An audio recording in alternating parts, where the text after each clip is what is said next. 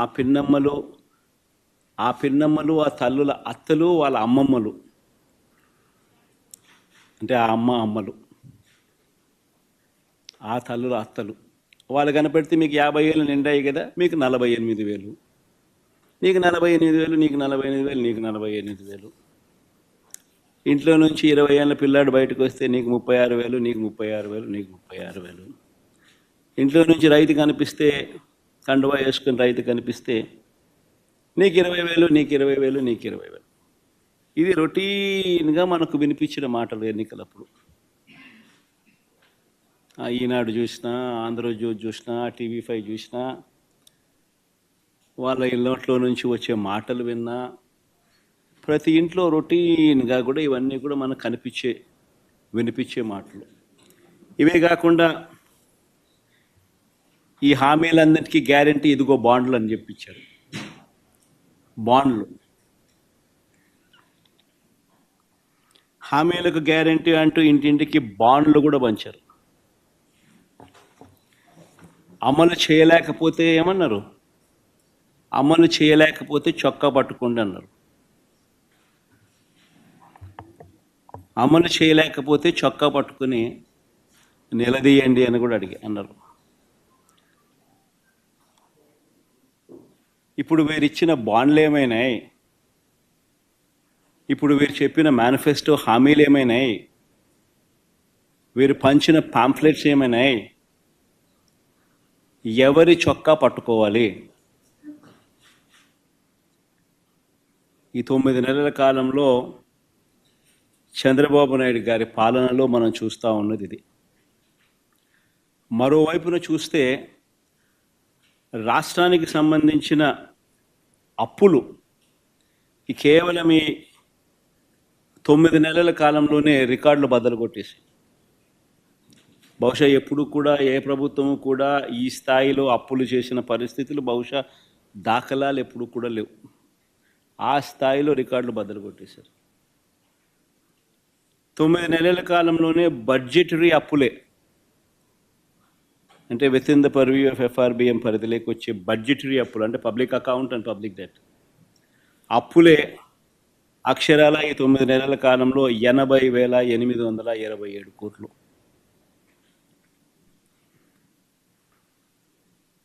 ఇవి కాక ఈ 9 నెలల్లోనే అమరావతి పేరు చెప్పి ఇప్పటికే తెచ్చిన అప్పులు, తేబోతున్న అప్పులు, ఈ రెండు మరో 52,000 కోట్లు.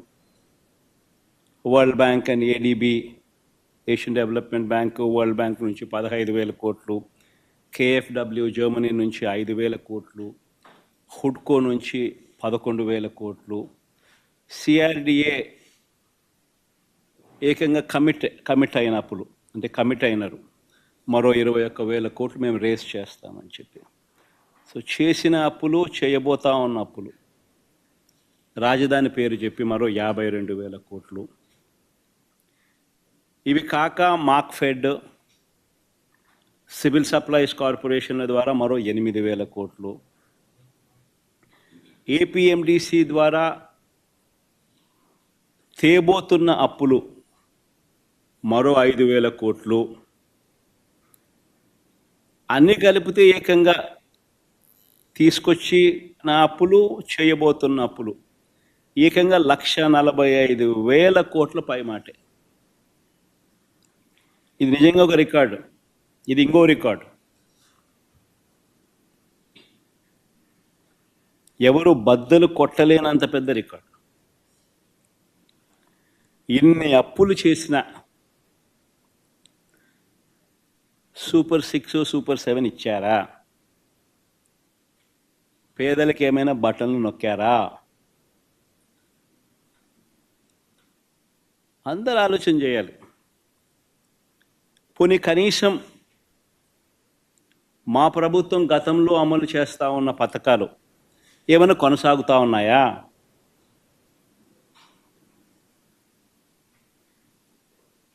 సూపర్ 6 లేదు, సూపర్ 7 లేదు.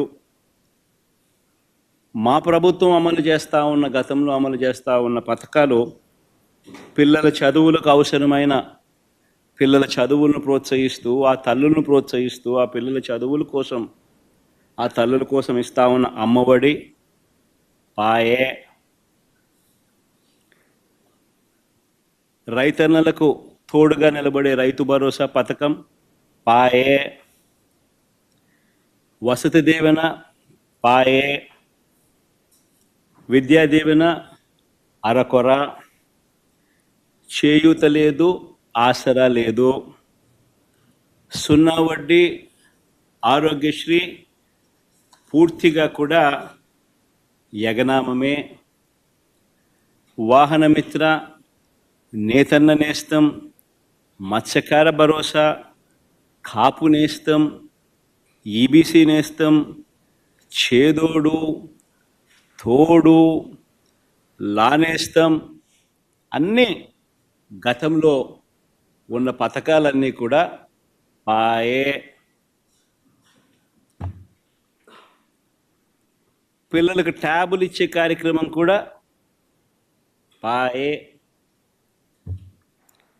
మరి నేను అడుగుతా ఉన్నా, 1,45,000 కోట్ల రూపాయల అప్పులు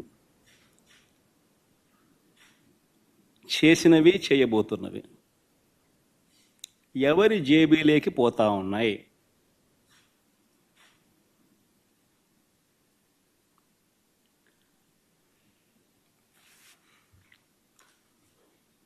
ఈ 9 నెలల కాలంలో పోనీ ఉద్యోగాలు ఎంతమందికి ఇచ్చారు, ఉద్యోగాల పరిస్థితి ఏమిటి అని కూడా కాస్త ఒకవైపు అటువైపు చూస్తే, ఒక్క కొత్త ఉద్యోగం ఇచ్చిన దాఖలాలు లేవు, కానీ ఊడగొట్టిన ఉద్యోగాలు మాత్రం ఏకంగా 2,60,000 ఉద్యోగాలు, వాలంటీర్ల ఉద్యోగాలు పూర్తిగా తీసేశాడు. 18,000 మంది బ్రేవరీస్ కార్పొరేషన్లో 18,000 మంది వాళ్ళ ఉద్యోగాలు పాయే. 2,60,000 మంది వాలంటీర్ల ఉద్యోగాలు పాయే. బ్రేవరీస్ కార్పొరేషన్లో మరో 18,000 ఉద్యోగాలు పాయే. ఫైబర్ నెట్, ఏపీఎండిసి, ఫీల్డ్ అసిస్టెంట్లు, వైద్య ఆరోగ్య శాఖ, ఇలా ఆయా విభాగాలలో వేల సంఖ్యలో ఉద్యోగాలు పూర్తిగా తీసేశారు. ఇవన్నీ ఒక ఎత్తున గ్రామ వార్డు సచివాలయాలలో సైతం పనిచేస్తూ ఉన్న ఉద్యోగస్తులను కూడా, వారిని కూడా సచివాలయాల నుంచి వాళ్ళందరినీ కూడా డిస్లొకేట్ చేసి గవర్నమెంట్ రంగంలో మిగతా డిపార్ట్మెంట్లలో ఎక్కడైనా వేకెన్సీస్ ఉంటే అక్కడ వాళ్ళని సరిదీసే కార్యక్రమం మొదలెట్టాడు. సో ఆ ఇచ్చే ఉద్యోగాలు కూడా పూర్తిగా కుదించే కార్యక్రమం. వాలంటీర్లను అయితే ఎలా మోసం చేశాడో మనం అంతా చూసాం. ఎన్నికలకు ముందు వాలంటీర్లకు 10,000 జీతం అన్నాడు. 10,000 బాయ, వాలంటీర్ ఉద్యోగం ఉన్నది బాయ. పోనీ ఉద్యోగస్తులనైనా అంత బాగా చూసుకున్నాడంటే వాళ్ళను మోసమే. ప్రభుత్వం వచ్చిన వెంటనే ఆయన మేనిఫెస్టో ఒకసారి చూస్తే, ఆయన మేనిఫెస్టో ఆయన ఇచ్చిన 143 హామీలు, ప్రభుత్వం వచ్చిన వెంటనే అయ్యారన్నాడు. ఇంటరిమ్ రిలీఫ్ ఇంతవరకు 9 నెలలు అయింది. రూపాయి పెంచింది, రూపాయి ఇచ్చి పుణ్యం కట్టుకున్న పాపాన పోల. 9 నెలలు అయిపోయింది. ఉద్యోగులకు మెరుగైన పిఆర్సీ అన్నాడు. ఉన్న పిఆర్సీ చైర్మన్ బలవంతంగా రాజీనామా చేయించారు. కొత్త పిఆర్సీని ఇంతవరకు వేయలా. ఐఆర్ ఇవ్వాల. 1వ తేదీనే జీతం అన్నాడు. 9 నెలల కాలంలో ఒకే ఒక నెల ఇచ్చాడు. మిగతా 8 నెలలు నెలలో 1వ తారీఖున జీతాలు ఇచ్చాడు చంద్రబాబు గారు. చెప్పండి.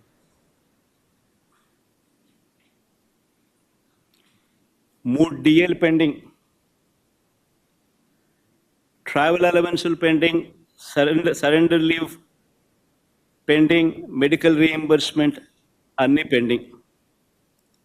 చివరికి ఉద్యోగస్తులకు సంబంధించిన జిఎల్ఐలు, జీపీఎఫ్లు కూడా తాను వాడేసుకుంటా ఉన్నాడు.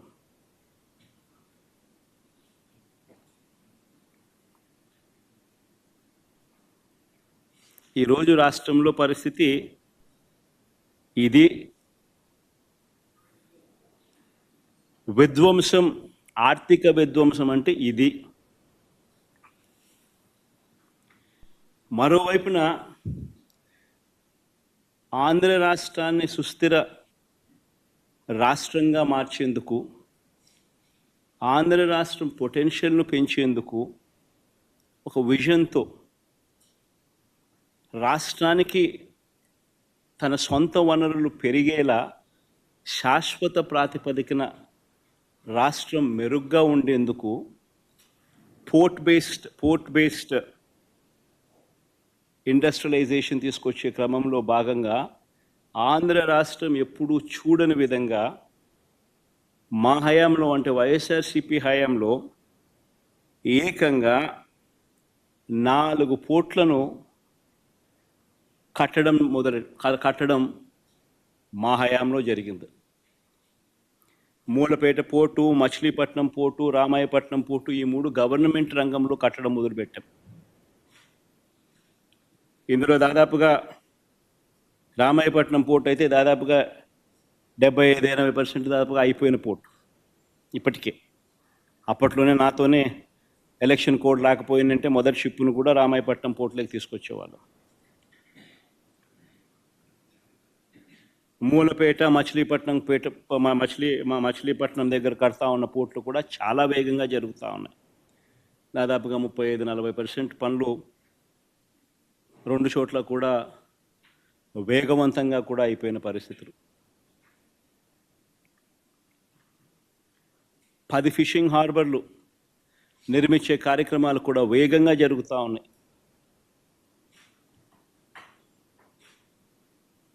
అందులో 1-2 నా హయాం మన హయాంలోనే ప్రారంభోత్సవం కూడా చేసాం.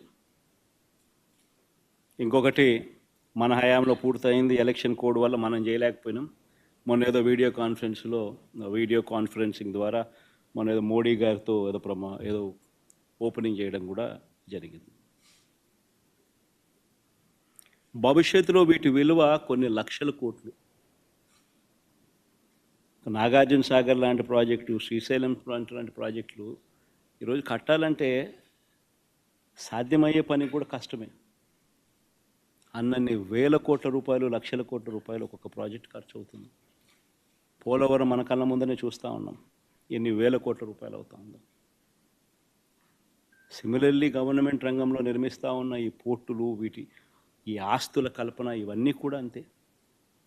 రాబోయే తరాలకు రాష్ట్రంలో సొంత రాబడి పెరగాలి అని అంటే ఇటువంటి ఆస్తులు రాష్ట్ర ప్రభుత్వం చేతిలో ఉంటే రాష్ట్రానికి సంబంధించిన సొంతం వనరులు పెరిగే పరిస్థితి. ఇలాంటివి స్కాములు చేస్తూ అమ్మకానికి పెట్టారు.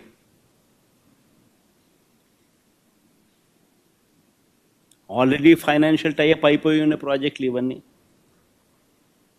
ఎవరు దీనికోసం ఫైనాన్సెస్ కోసం ఎతకాల్సిన పనుల. ఆల్రెడీ డబ్బులు వచ్చి బ్యాంకుల్లో కూర్చొని, డబ్బులు వచ్చి మ్యారిటైమ్ బోర్డ్ అకౌంట్లో కూర్చొని ఉన్నాయి. బ్యాంకులు ఆల్రెడీ టైఅప్ చేస్తున్నాం. ఊరికి డబ్బులు డ్రా చేసుకుంటా కంప్లీట్ చేసేస్తా పోతా అంటే ఈ సంవత్సరంలో రామాయపట్నం పూర్తిగా ప్రారంభోత్సవం చేసేయచ్చు. మిగతాది వితిన్ 1 ఇయర్లో, వితిన్ 1.5 ఇయర్లో మిగతా 2 కూడా పూర్తయిపోతాయి. ఫిషింగ్ హార్బర్ల పరిస్థితి అంతే. అయినా అలాంటివి అమ్ముతున్నారు స్కాములు చేస్తూ. 17 మెడికల్ కాలేజీలు మేము కట్టడం మొదలుపెట్టాం. మన రాష్ట్రానికి ఉన్న biggest problem is tertiary care. ఈ టెరిషరీ కేర్ అన్నది మన రాష్ట్రం హైదరాబాదు, బెంగళూరు, చెన్నై వంటి రాష్ట్రాలు, పెద్ద పెద్ద నగరాలు మనకు లేనందువలన టెరిషరీ కేరు మన ప్రజలకు జిల్లా హెడ్ క్వార్టర్స్లో అందుబాటులోకి తీసుకొని రావడం కష్టం. ప్లస్ హైదరాబాదు, బెంగళూరు, చెన్నై వంటి నగరాలు మనకు లేనందువలన ప్రైవేట్ పెట్టుబడులు ఉత్సాహంగా వచ్చి పెట్టే పరిస్థితి కూడా కష్టం. సో పేదవాడికి ఎక్కడైనా మల్టీ స్పెషాలిటీ హాస్పిటల్స్ అందుబాటులోకి రావాలి అని అంటే గవర్నమెంట్ పూసుకొని పేదవాడు ఇబ్బంది పడకూడదు అన్న ఆరాటంతో, ఎందుకనంటే ఉట్టి హాస్పిటల్ వైబిలిటీ రాదు. హాస్పిటల్కు teaching, if it is made as a teaching hospital, medical కాలేజ్తో ఆ హాస్పిటల్ అనుసంధానం అయితే పీజీ సీట్స్ వస్తాయి, పోస్ట్ గ్రాడ్యుయేట్ చిల్డ్రన్ అందుబాటులోకి వస్తారు, డాక్టర్లు చదువుతూ ఉన్న వాళ్ళు అందుబాటులోకి వస్తారు, నర్సులు చదువుతూ ఉన్న వాళ్ళు అందుబాటులోకి వస్తారు, వాళ్ళందరూ అక్కడ ఇంటర్న్షిప్ చేస్తారు, హాస్పిటల్ ఖర్చులు తగ్గుతాయి, సూపర్ స్పెషాలిటీ హాస్పిటల్స్కి సంబంధించిన ప్రొఫెసర్లు అందుబాటులో ఉంటారు.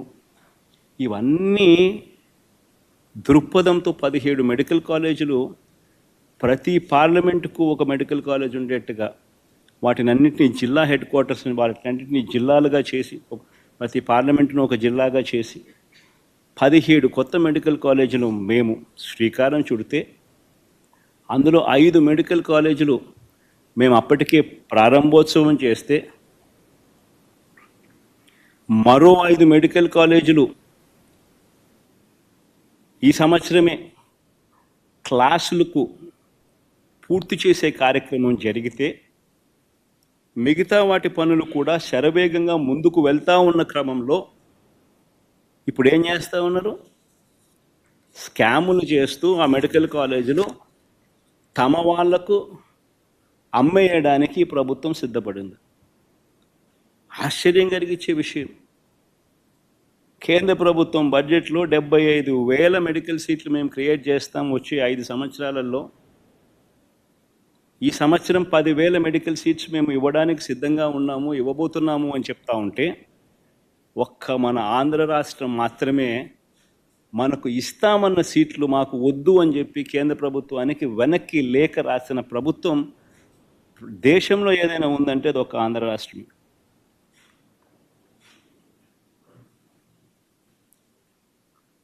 స్కాముల కోసం ఉన్న ఆస్తులు అమ్ముతున్నారు.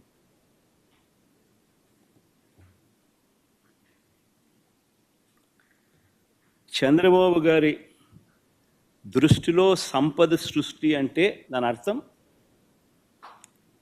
తన ఆస్తులు పెంచుకోవడం, తన వారి ఆస్తులను పెంచుకోవడం మాత్రమే సంపద సృష్టి. ఈరోజు రాష్ట్రంలో జరగని స్కామ్ లేదు. ఈరోజు రాష్ట్రంలో ఇసుక స్కామ్, గతంలో రాష్ట్ర ప్రభుత్వానికి సంవత్సరానికి 750 కోట్లు ఆదాయం వచ్చేది. ఈరోజు రాష్ట్ర ప్రభుత్వానికి రూపాయి ఆదాయం రావడంలా ఇసుక నుంచి. కానీ ఇసుక చూస్తే మనం గతంలో అమ్మిన రేటు కన్నా డబల్ ది రేటుకి అమ్ముతున్నారు. సంపద సృష్టి ఎక్కడ జరుగుతూ ఉంది? చంద్రబాబు నాయుడు జోబిలో జరుగుతూ ఉంది. రాష్ట్ర ప్రభుత్వానికి ఆదాయం ఆవిరై. మద్యం, గవర్నమెంట్ రంగంలో నడిచే మద్యం షాపులు ప్రైవేటైజ్ చేసినాడు. కరెక్ట్గా ఇదే ఆరోపణ మీదనే అరవింద్ కేజ్రీవాల్ అనే ఆయనను జైల్లో పెట్టారు. ఇక్కడ సక్సెస్ఫుల్గా అక్కడ చేయలేకపోయాడు. చేయక మునిపే ఆయన జైలుకు పోయినాడు పాపం. ఇక్కడ చేసి సక్సెస్ఫుల్గా అరవింద్ కేజ్రీవాల్ని అక్కడికి పోయి తిట్టొస్తాడు.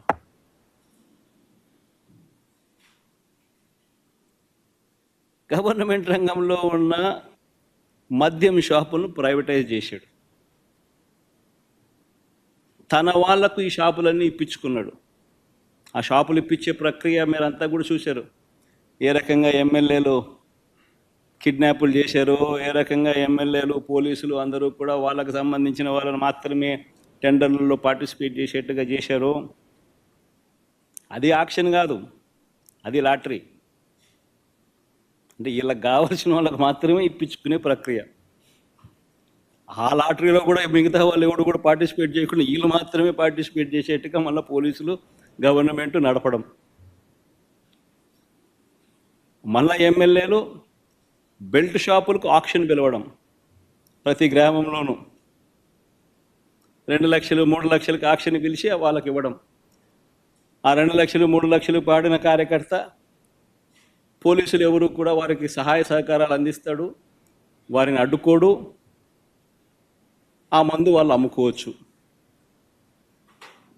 ఆ కొనుక్కున్న ఆ మద్యం షాప్ ఆక్షన్ తీసుకున్నాడు, బెల్ట్ షాప్ ఆక్షన్ తీసుకున్నాడు, ఎంఆర్పి రేటు కన్నా ఎక్కువ రేటుకు మన కళ్ళ ముందరనే అమ్ముతున్నాడు.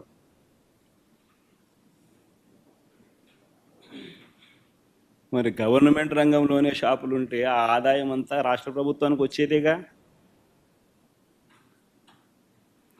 రాష్ట్ర ప్రభుత్వం ఆదాయం తగ్గుతుంది, చంద్రబాబు నాయుడు జోబులు ఆదాయం పెరుగుతా ఉంది.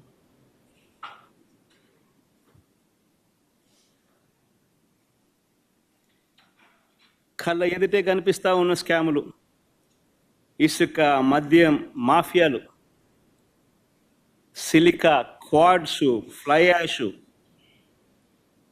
ఏదైనా మాఫియా కార్టెల్ ఫామ్ చేయడం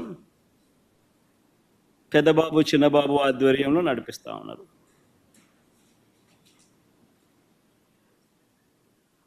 ప్యాకాట క్లబ్బులు, ప్రతి నియోజకవర్గంలోనూ ప్యాకాట క్లబ్బులు, చివరికి మండల స్థాయి గ్రామ స్థాయిలో కూడా ప్యాకాట క్లబ్బులు నడుపుతూ ఉన్నారు. నియోజకవర్గంలో ఏమి జరగాలన్నా, మీకున్న ఫ్యాక్టరీ నడవాలన్నా, మీకు ఎవరికైనా మైనింగ్ లీజ్ ఉంటే ఆ మైనింగ్ లీజ్ మీరు నడుపుకోవాలన్నా, ఆ మైనింగ్ కార్యక్రమం మీరు చేయాలన్నా, ఏమి వ్యాపారం చేయాలన్నా కూడా ఎమ్మెల్యేకు దగ్గరికి వచ్చి అంతో ఇంతో ఇవ్వాలి. ఇస్తేనే పనులు జరిగేది, ఇస్తేనే పనులు చేసుకోవచ్చు. ఎమ్మెల్యే పెద్దబాబుకింత చిన్నబాబుకింత దత్తపుత్రునికింత, ఆయన సర్దితేనే నాకింత నీకింత అని సాఫీగా జరుగుతాయి.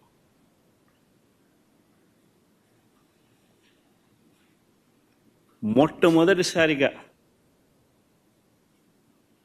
ఎంత దారుణమైన కరప్షన్ అంటే, కాంట్రాక్టర్లకు ఇచ్చే కార్యక్రమంలో, పనులు ఇచ్చే కార్యక్రమంలో మొబిలైజేషన్ అడ్వాన్స్ తీసుకొచ్చినారు. ఇంతకుముందు లేదు మొబిలైజేషన్ అడ్వాన్స్ ఇచ్చే కార్యక్రమం. పనులు చేసినప్పుడు, చేసిన తర్వాత బిల్లులు పెడితే ఆ బిల్లులు మాత్రమే డబ్బులు ఇచ్చే పరిస్థితి నుంచి, అలా కాదు, నువ్వు పనులు చేయకపోయినా పర్వాలా, నీకు అలాట్మెంట్లోనే 10% మొబిలైజేషన్ అడ్వాన్స్ ఇచ్చేస్తాము, అందులో 8% మాకు తిరిగి ఇచ్చేసేయి, 2% నువ్వు పెట్టుకో అని చెప్పి నీకింత నాకింత అని పంచుకుంటా ఉన్నారు. ఈరోజు జరుగుతూ ఉంది.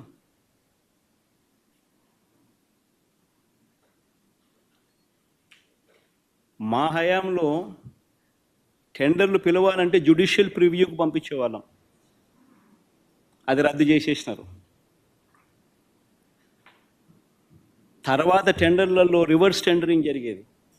అంటే ఎవరైనా కూడా టెండర్లలో పార్టిసిపేట్ చేసిన తర్వాత L1 వచ్చిన వాళ్ళు ఎవరైతే ఉంటారో, L2లు, L3లు, L4లు కూడా మళ్ళీ ఆక్షన్ పద్ధతిలో L1 కన్నా తక్కువ కోట్ చేసి మళ్ళీ పార్టిసిపేట్ చేసే రివర్స్ టెండరింగ్.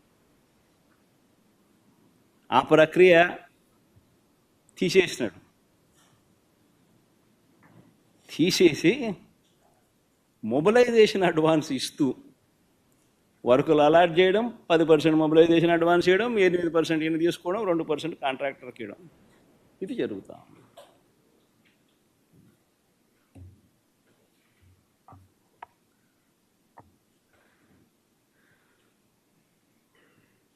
ఇవన్నీ చేస్తూ ఉన్నారు కాబట్టి సంపద సృష్టి అనేది జరగడంలా.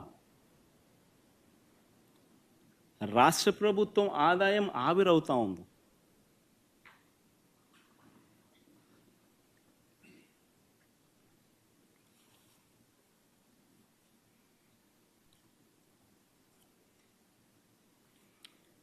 ఇన్ని చేస్తూ ఉన్నప్పుడు ఇదే పెద్ద మనిషి చంద్రబాబు నాయుడు గారిని ఎవరైనా క్వశ్చన్ చేస్తారేమో అని, క్వశ్చన్ చేస్తే తీవ్ర పరిణామాలు వాళ్ళకు ఉంటాయి అని రెడ్ బుక్ రాజ్యాంగం నడిపిస్తూ ఉన్నారు. ఎవరైనా అడిగితే చాలు వాళ్ళను హరాస్ చేసే కార్యక్రమాలు జరుగుతూ ఉన్నాయి ఎవరైనా ప్రశ్నిస్తే.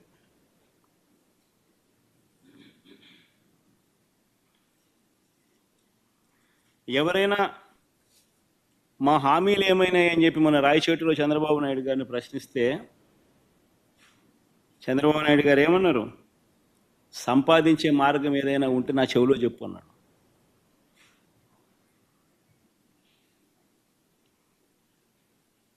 అంటే ఎంత వెటకారం అయిపోయిందనంటే, నువ్వు రాజకీయ నాయకుడివి, నువ్వు మాటిచ్చావు, అన్నీ తెలిసి నువ్వు మాటిచ్చావు, మాటిచ్చిన నిన్ను ప్రశ్నిస్తే సంపద ఎలా సృష్టించాలో నాకు తెలియదు, నువ్వు నా చెవిలో చెప్తే నేను తెలుసుకుంటాను, నువ్వు సంపద నేను సృష్టించిన తర్వాత నీకు ఇస్తాను అంటున్నాడు. ఎక్కడ ఎంత వెటకారంగా ప్రజలతో జీవితాలతో ఆడుకుంటా ఉన్నాడు ఈ మనిషి. చీటింగ్లో పిహెచ్డి తీసుకున్న ఈ వ్యక్తి ఆయన నటన అన్నది ఏ స్థాయిలో ఉంటుందనంటే,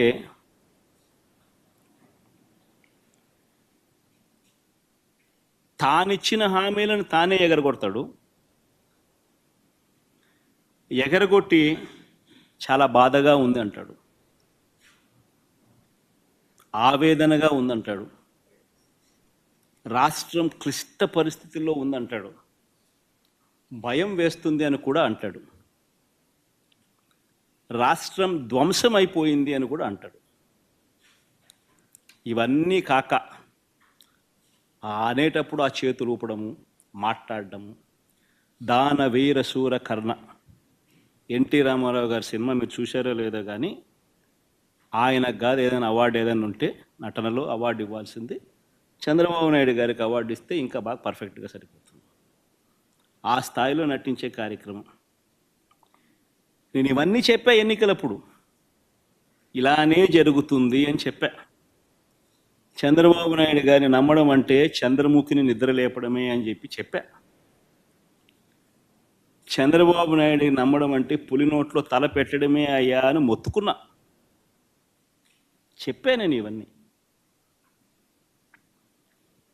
నేను చెప్పినప్పటికీ కూడా పొరపాటున ప్రజలు పొరపాటు పడ్డారు.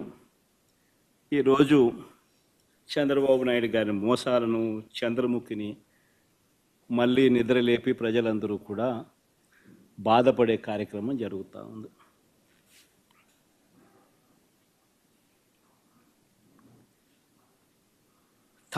చంద్రబాబు నాయుడు గారు ప్రజలను వంచే కార్యక్రమం ఏదైతే ఉందో, మోసం చేసే కార్యక్రమం ఏదైతే ఉందో, అది స్లోగా ఒక పద్ధతి ప్రకారం స్లోగా పాయిజన్ ఎక్కిస్తుంటాడు. తన అబద్ధాల ఫ్యాక్టరీలో నుంచి అబద్ధాలను బయటికి తీస్తాడు. దానిని ఈనాడు, ఆంధ్రజ్యోతి, TV5 వీళ్ళంతా కూడా రకరకాల పద్ధతుల్లో పబ్లిసిటీ ఇస్తారు. చంద్రబాబు నాయుడు తప్పే లేదన్నట్టుగా, రాష్ట్రం ఇలాంటి పరిస్థితిలో ఉంది కాబట్టి ఆయన చేయలేకపోతా ఉన్నాడు అన్నట్టుగా ఇంప్రెషన్ ఇస్తూ అలా అలా అలా అలా అలా స్లో పాయిజన్ ఇచ్చుకుంటూ పోయే కార్యక్రమం జరుగుతూ ఉంది. ఒక పద్ధతి ప్రకారం, ఒక ప్లాన్ ప్రకారం. ఆయన చెప్పే అబద్ధాలు, అవి అబద్ధాలని తెలిసి కూడా, అది వక్రీకరణ అని తెలిసి కూడా, తెలిసినా కూడా అవే నిజాలు అన్నట్టుగా మళ్ళీ ఇదే ఈనాడు, ఇదే ఆంధ్రజ్యోతి, ఇదే TV5 దాన్ని అలా బుల్డోజ్ చేసుకుంటూ పోతాయి. మొన్న ఈ మధ్యకాలంలో నీతి ఆయోగ్ పేరుతో కొత్త డ్రామాలు మీరంతా కూడా చూసే ఉంటారు. మొన్న ఈ మధ్యకాలంలో నా యాబ్సెన్స్లో నీతి ఆయోగ్ అని చెప్పి ఒకటి చంద్రబాబు నాయుడు ప్రజెంటేషన్ అని చెప్పి ఒక కొత్త డ్రామా చేశాడు. చంద్రబాబు నాయుడు గారు చూపించిన రిపోర్ట్లు ఏమిటి, వాస్తవాలు ఏమిటి అని చెప్పి కూడా ఒక్కసారి నేను చెప్తా. ఎవరైనా కూడా కంపేర్ చేసేటప్పుడు తన 5 సంవత్సరాలు, మన 5 సంవత్సరాలు మొత్తంగా కంపేర్ చేసి ఇది వాస్తవాలు అని చెప్పాలనా లేదా?